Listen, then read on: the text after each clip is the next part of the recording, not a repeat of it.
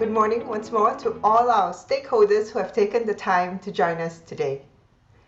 Over the next few minutes, I want to give you a flavor of what is going on in HRnetGroup within both our physical and virtual walls. 2021 is a good year for us, for our business, for our share price, for our lives. For our business, we are in a very, very different environment now, almost diametrically opposite 180 degrees from this time last year. Then we were learning to navigate a slippery slope down. Today, the skies are clear and blue. For our share price, we have gone from a low of 40.5 cents last year to the 67 cents we closed at yesterday. And so for those of you who doubled down and put in $10,000 last year, it would now be worth $16,500, and when you add the dividends received, you would actually receive a return of 72% within just a year. I like to think it is because the pandemic has brought rationality back. If you have a company solidly paying dividends out of net profits every year, with owner-operators passionate about what they do, this is definitely one boat you want to be on, and there aren't many like that out in the world. We are building our following, and over the past 3 years, our shareholder base has grown 40%. For our lives, there's now hope. Hope that we will overcome any challenges thrown our way, as we have just walked through a very turbulent time and come out faster, higher, and stronger for it. Our business continuity plans have been thoroughly tested and proven to withstand movement control, circuit breakers, lockdowns, and multiple waves. For the benefit of our new shareholders, and as an update to loyal shareholders who have seen the days when we were vehement that we are not a technology company, let me spend a few minutes going into what we do now and why we do it.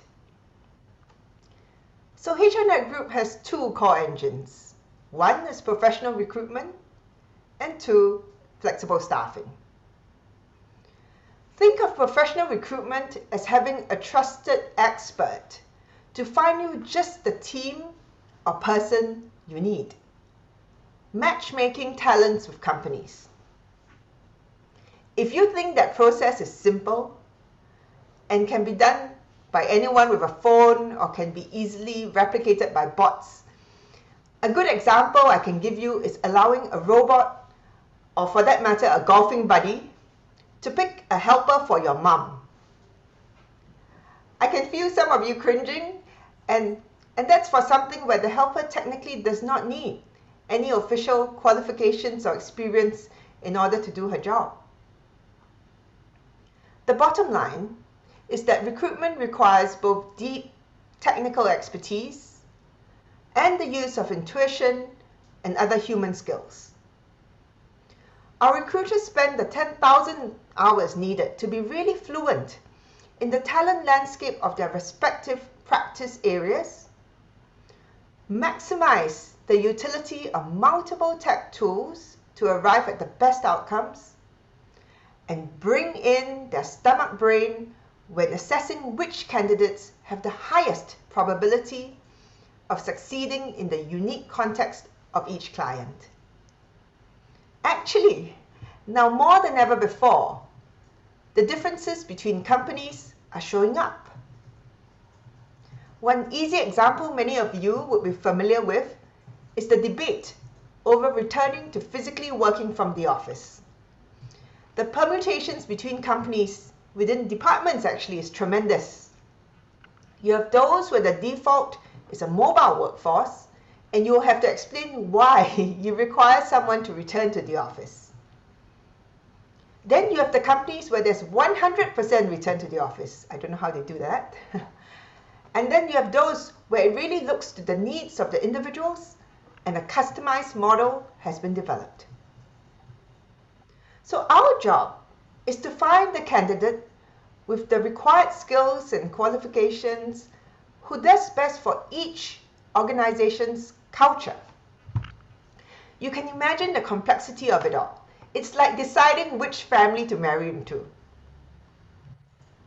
Helping the candidate weigh up all the factors which can be taken into account before deciding on a role, then working with the client on a win-win offer takes people skills. Robots are not yet at the stage where they can cook your favorite Hokkien mee, much less negotiate to bring on board talents who will bring your company to the next level.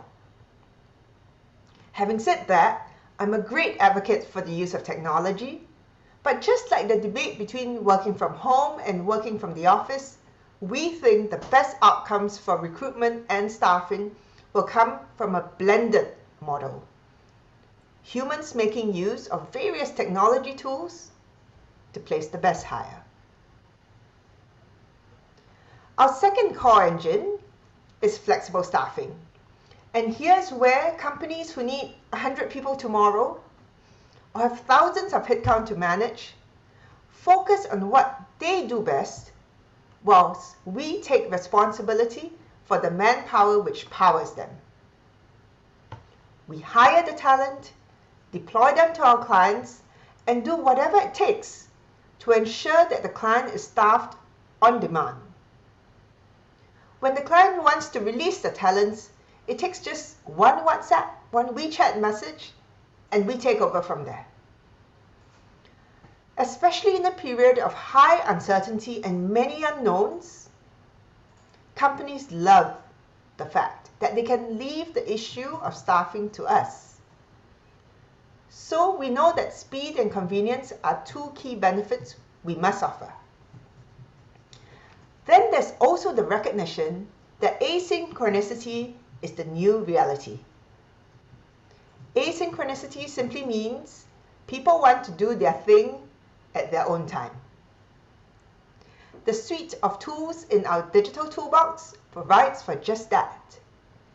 Clients can choose to white label our platform and trigger hundreds of employment contracts in an instant. Contractors can then painlessly enter into employment contracts at their convenience, on their phones, from wherever they are. One of our clients recently pointed out that it takes some staffing firms a week or more to onboard temps for them. With us, it's a matter of hours. In our corporate memory, each time we emerged from a crisis, we leveled up. Our profits climbed to a different level. With our deep engagement with the market and strong intent to evolve and grow, we have over the past year positioned ourselves well to benefit from the K recovery curve seen by the economies across the region. And this is why the theme for our annual report and for this AGM is faster, higher, stronger. This is a time when some will soar whilst others fade, and for us, it is very clear which direction we are going in. Jennifer will soon be going into more detail about our numbers, but what I will mention is that in the COVID year of 2020, in the ultimate test of business continuity readiness, our doors remained open in all the 13 cities that we operate in. It proved that our people are on top of their game, that our systems and processes are truly robust. We've cracked the code on how to succeed. In the vaccination year of 2021, we will only be doing better. Thank you. Good morning, shareholders, board of directors, fellow colleagues. 上午好. Some of my friends whispered to me that they attended courses on stock analysis, where HRnetGroup has been used as a model stock to look at indicators of a defensive stock.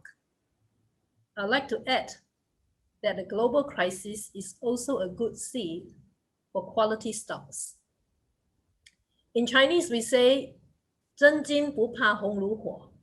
Real gold is not afraid of the burning furnace. Warren Buffett also said that only when the tide goes out do you discover who's been swimming naked. Today, it is my privilege to report to you about this company that you have invested. It is certainly not swimming naked, but one that is an extraordinary and unique bar of gold. Along the way, I will point you to the strategic intent underlying the financial outcomes of 2020 that we announced on the 26th of February this year. Now, how is it that we can report good dividends of $25 million, a strong cash position of $332 million with zero bank borrowings and solid profits of $50 million in a year of an unprecedented global crisis? Surely we must have the right people doing the right things at the right time and in the right places. 天时地利人和 is not a coincidence. Focus. We have a laser-sharp focus. It is better to be the best tailor in a particular street than to be the best tailor in the world. We choose to do the people business, and specifically recruitment, as our principal operating focus. We choose to operate in Asia, where we live and breathe. Diversification. Through our 32 business units operating in 13 cities, we recruit people to meet temporary and permanent needs of our customers. We serve more than 10 key sectors, ranging from the government, where there is zero credit risk, healthcare, the hottest sector right now, logistics, retail and consumer, smart vehicles, and so on. And in each sector, we have specializations. In each specialization, we find the areas that are highest in demand at that particular point in time. We are not reliant on any particular sector nor clients.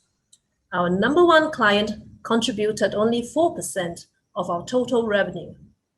Our top 10 clients contributed 14.8%. This business is very safe because of our focus and diversification. A revenue of $433 million is not big. Actually, it is only half of Benjamin Graham's bench of $700 million to qualify as a big company. By the way, Uncle Graham is the author of The Intelligent Investor, a book that Warren Buffett says is by far the best investing book ever written. Last year, we grew by 10 million in revenue. But to us, it is not as important as the $50 million of profits earned right in the midst of a global pandemic. We intend to keep it up with our profitability track and maintain the clean record of no earnings deficit throughout the last 28 years, except for an $18,000 loss in 1998's Asian financial crisis. It is said that a defensive stock should have more than 2.9% growth in the last 10 years. You would be pleased to know that the profit CAGR of HRnetGroup has been 9% in the last 10 years.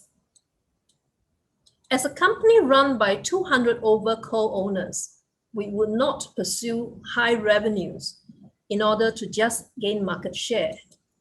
Rather, our top priority is profits. In the world today, there are many recruitment companies with big revenue numbers, but single-digit percentage in profit margins and little or no dividend payout to shareholders. A double-digit profit margin of 11.8% like ours is a rare find. If we look at the listed recruitment companies across the UK, the US, Europe, China, Hong Kong, Japan. I can count double-digit profit companies with 5 fingers. HRnetGroup sits on my thumb. We don't pay people commission. We pay people profit sharing incentive, PSI. Gross profit is the key performance measure for our 700 over consultants who are rewarded with monthly or quarterly incentives based on gross profit numbers, subject to the pool of operating profits in the respective business units they belong to. As long as they are able to bring in gross profits in excess of 3 times their payroll cost, they will receive their PSI. And the sky is the limit to the PSI. We have no capping on PSI. And this is the lever which we can pull at any part of the economic cycle. In good times, high gross profit and operating profits, people enjoy high PSI. In challenging times, lower PSI. And as for those flexible staffing units that did very well last year, our consultants received higher amounts of PSI. We are a performance-based organization. The GDP growth numbers in the geographies that we operate and invest in clearly show a V-shaped economic outlook in sight. Singapore just reported a 0.2% GDP growth for Q1 2021, while China registered an 18.3% growth, rebounding from the 6.8% contraction in the same period last year. Asia is clearly the right place to be in at this time. We already have a strong foothold in Singapore with about 20% market share, strong profitability, and a powerful sales force of 264 registered recruiters here. Greater China is a great force to be reckoned with, and we have 350 consultants covering Shanghai, Beijing, Guangzhou, Shenzhen, Suzhou, Hong Kong, and Taipei. We continue to invest more to extend and deepen our reach. The strategic intent is that Singapore must continue to grow, while the contribution of North Asia will be led principally by mainland China to surpass 50%. With strategic foresight in setting up more recruit-first offices in the last 2 years, we readied ourselves to capture even more staffing business in cities like Taipei, Kuala Lumpur, Shanghai, Jakarta, that we already have professional recruitment business in. COVID-19 brought us government work, healthcare work, and other projects in ways we never expected to ramp up the flexible staffing business so fast, just in 1 year. Just now, Adeline explained the difference between flexible staffing and professional recruitment businesses. Each has its merits. They serve as our twin engines and mitigate volatility in different points of the economic cycle.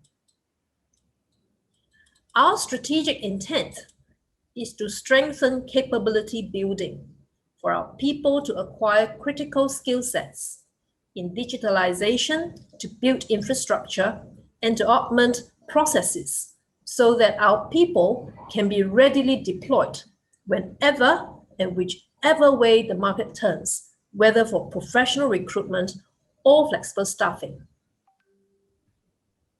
This agility is the hallmark of an entrepreneurial and organized institution. And when we execute capability building, it is organization-wide, tapping on collective leadership, not on any one single personality, not even our founder. We want it built to last.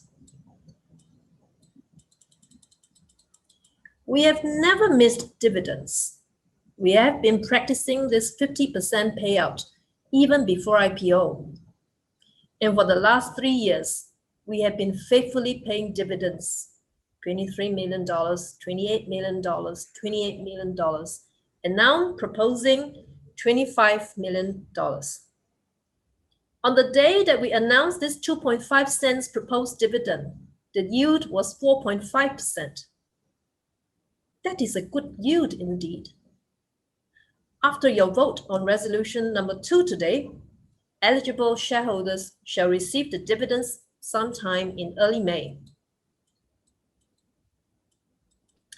Current ratio means current assets over current liabilities. Benjamin Graham recommended 200% for a defensive stock. We have 403%. A shareholder said he bought our shares at 50 over cents the other day. And he said, 33 cents are backed by cash. That's one way to look at it. Coincidentally, 33 cents also happens to be the net asset value per share. With no bank borrowings, you would like to think that I have an easy job. But with interest rates for principal protected deposits so low now, we are making prudent steps to deploy unutilized cash to safe and better yield financial instruments, yet maintaining a good level of liquidity for organic expansion, acquisition, and opportunistic HR investments. We are still looking at M&A opportunities, though in the due diligence work takes a very different dimension in social distancing times like this. We invest in listed stocks in the global recruitment industry, which we are familiar in. Through such exposure, we keep ourselves engaged with industry players on emerging trends, best practices in spaces and/or geographies that we do not yet operate in. As of last year end, we held about 6.9 million worth of HR marketable securities, reflected under the current portion of other financial assets. Shown as non-current portion of other financial assets is our stake in Bamboo's healthcare of less than 10%. We also have a 29.95% equity interest in Staffline. The group has no significant influence over Staffline as we do not have a board representation and there is no access to financial information of Staffline. The group has no plans to increase our stake in Staffline at the present moment. The investments in both Staffline and Bamboo's are for medium to long-term strategic purposes. For this reason, the movements in fair value of these investments is reflected as other comprehensive income, which does not affect the net profits, which we use for computing our general 50% dividend payout. As of yesterday, the year-to-date fair value of these marketable securities in other financial assets have already appreciated by $13.9 million due to positive movements in market prices. Such appreciation would go towards increasing our net asset backing per share. Someone commented that this annual report theme looks like a vitamin C advertisement. It seems like the vaccinations are a good vitamin booster for the economy. There are signs of recovery, not just against 2020, but also against pre-COVID 2019.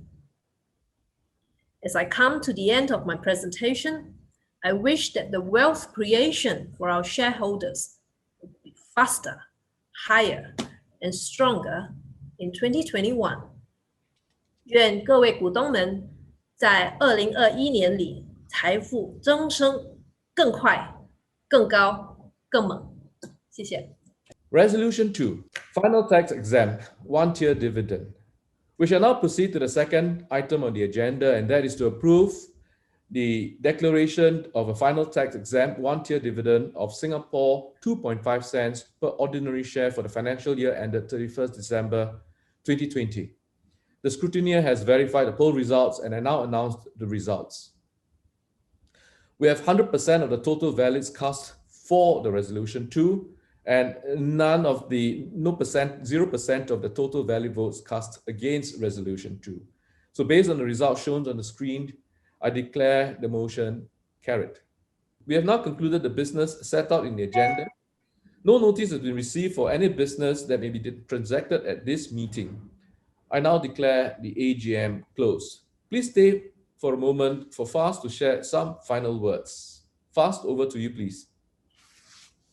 Thank you, Mr. Sin, for chairing the meeting today. And to everyone who had joined us in this meeting, a very big thank you from all of us at HRnetGroup. We hope you are able to join us again next year. Have a wonderful day ahead and goodbye from all of us. Bye-bye. Thank you.